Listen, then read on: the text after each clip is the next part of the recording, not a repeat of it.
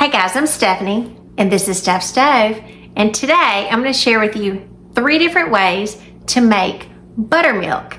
Now, if you're not someone that drinks buttermilk and you have a recipe that calls for buttermilk, it's not something that you generally go out and purchase because most of the time you have to purchase much more than you're going to use. So I'm going to show you how with 3 different methods to make some wonderful buttermilk that's perfect for all your baking recipes. So let's get started. All right, the first method that we are going to do is going to be probably the one that a lot of people are most familiar with. So we're going to start out with milk, and this is 2% milk. You can use whole milk or 2% milk. 1% would be a little thinner. So generally I try to stick to 2% or whole milk if that's something that you drink. Again, we drink 2% at my house. So I'm going to add to my container. This is 1 cup of milk, and I've got it kind of in a wide mouth container here. It's got 1 cup of regular milk, and to this I'm going to add, this is white distilled vinegar. I'm going to add 1 tablespoon of white distilled vinegar. Now, if you did not have white distilled vinegar, I've just got some water here, then I'm going to rinse out my measuring spoon. If you didn't have white distilled vinegar, you could use apple cider vinegar, or you could even use lemon juice because you need an acid in here. So as we put this together, I'm just going to whisk it just a little bit to combine. Rinse my whisk off. That back over here, and then we're going to set this to the side. I'm not going to cover it yet because it will need to sit anywhere from 10 maybe even 15 minutes for it to start to curdle, and so we want that process to start happening, the enzymes to be breaking things down. So I'm going to set this to the side. Method number 1. Method number 2, make it a similar jar here. Open this up. Again, we're going to go back with 1 cup of milk, and again, like I said before, this is 2% milk. I'm going to add our milk to the container, and this one may not be as familiar to some people. For this one, we are going to add to it cream of tartar. So now that we have our milk, and again, it's 1 cup, so if you needed 2 cups, you would just double this or adjust accordingly. So I'm going to use 1.5 teaspoons of cream of tartar. Kind of shake this down. If I get a little extra, it's not going to be too terribly bad. All right, there's 1.5. My half measure will fit in here a little bit nicer. 1.5 teaspoons of cream of tartar. All right, I got a little bowl back here to rinse my utensils with. So I'll move that back. I've already rinsed my whisk. And now you do want to mix this just a little bit more to combine, because obviously we've got a consistency. It's a little bit more solid. We want the cream of tartar to dissolve nicely.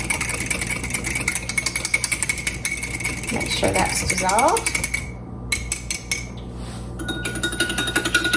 Rinse that off. Move that to the side. And again, this will need to sit as well. 10, I would say even 15 minutes, and it will be really nice. All right, so we have our vinegar, cream of tartar. Move that over. And now, the next method I'm going to do, I'm actually going to use this in a true mason jar. For this one, it's a little bit different. I'll measure out. This one, we're going to start with sour cream. And sour cream is very thick, and buttermilk is generally thick. So if you're someone that's drank buttermilk before, or you enjoy drinking it, you'll know it is kind of a thick consistency. Now obviously you want to be sure that your sour cream is nice and fresh. So we're doing just like these with a 1 cup measure here. So for this, we want our measurement to get to 1 cup. So we're going to use 3/4 of a cup, and this is a 1/4 measure, so there is 1/4. going to do this 3 times for 3/4. And that's usually a good little scoop. There's about 1/4, but I want to try to be exact with this. Go in there and get all those edges out.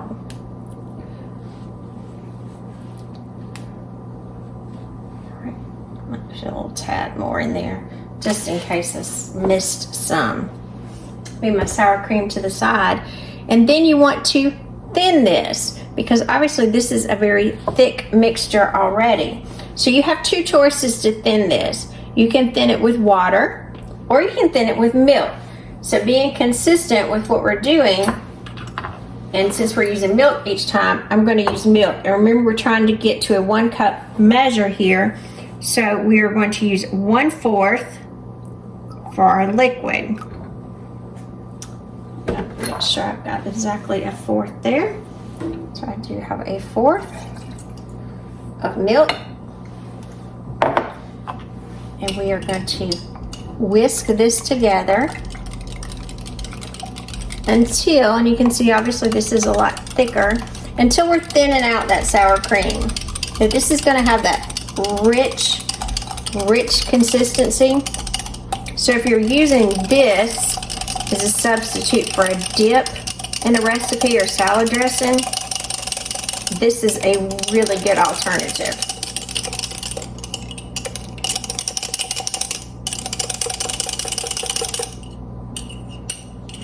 All right, and that is really, really nice right there. Okay, so you can see, again, the mixture of this would be very thick, very much like sour cream, not sour cream, but this would mimic the buttermilk consistency very easily. And if you wanted it thicker, obviously you could use a little less liquid. If you wanted it even thinner, you could add just a slight bit more. I would just do a little bit at a time until your desired consistency. So we're gonna let this sit and give these a few more minutes and check them back in 10 minutes so we can do a nice little comparison. See you back in 10 minutes. Alrighty, it's been about 10 minutes that these have been sitting, and so I wanted to kind of give you a close-up look of what that they look like. And so you can see this one that had the vinegar in it, you can see we've already got some separation, and you'll see some curdles where it's just curdling here within the milk. The one that we used, cream of tartar, it's still a nice milk consistency, and it will continue to thicken. It doesn't have quite as much curdling to it. And then of course our sour cream mixture is just a beautiful, thin, gorgeous mixture. Now for each one of these, I'm going to give them a taste test too. So I'm going to pour some of this in a spoon and give it a taste. Woo! That one definitely has a little buttermilk bite to it. Let me get some of this. Again, I'm not trying to get a big amount, just enough to give it a good taste.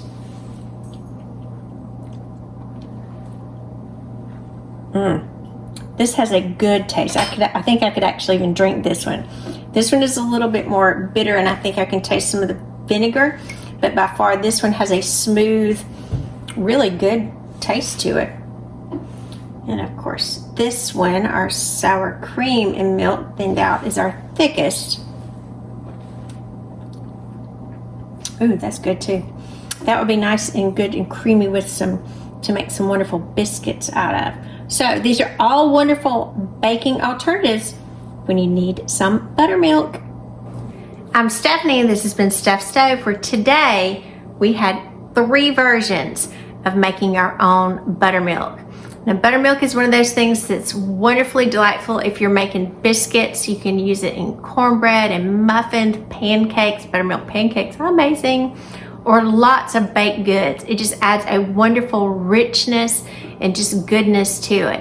So if you don't have any buttermilk, if you found a wonderful recipe and you say, it's the only thing I don't have, if you have some milk, maybe some vinegar, cream of tartar, or some sour cream that you want to thin down, you can make your own buttermilk. So again, I'm Stephanie. This has been Steph Stove. Give us a thumbs up. Click that subscribe button for more great content like this. And remember, Steph Stove, we're making memories. one dish at a time. Thanks for watching, guys. Hey guys, real quickly, after you mix up your buttermilk mixtures and they have kind of started to clump together and thicken a little bit, usually about after the 10-15 minute mark, they're ready to use in your recipe. However, if you're making them in advance or if you have a few extras to save, they'll be good in the refrigerator for about 7 to 14 days or throughout the goodness of your milk date. So remember, make you some homemade buttermilk.